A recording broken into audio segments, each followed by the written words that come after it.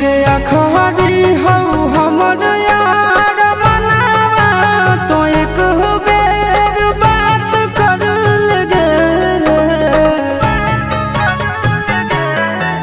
हो गया खरी हो हमर यार मनावा तो एक बेर बात कर लगे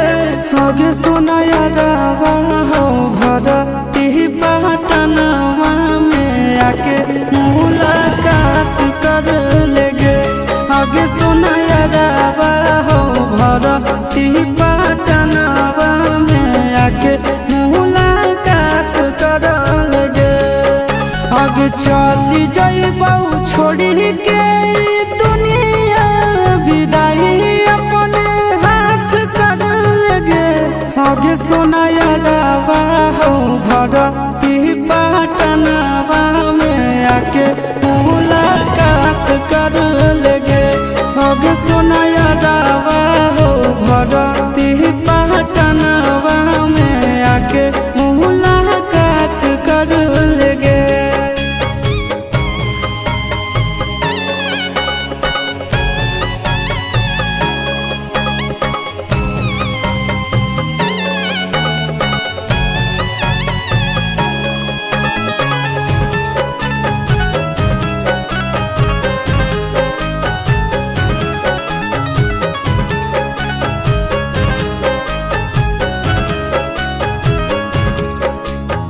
मरे घर पनिया पिलाई दी है जान गे कफन ओढ़ाई दी है टूटत ही जब प्राण गे मरे घर पनिया पिलाई दी है जान गे कफन ओढ़ाई दी है टूटत ही जब प्राण गे आगे हमारा से तोरा जाती प्यार होता भेंट साक्षात कर लगे आगे सोना यारवा हो भरती पटनवा में आके मुलाकात कर लेगे आगे सोना यारवा हो भरती पटनवा में आके मुलाकात कर लेगे।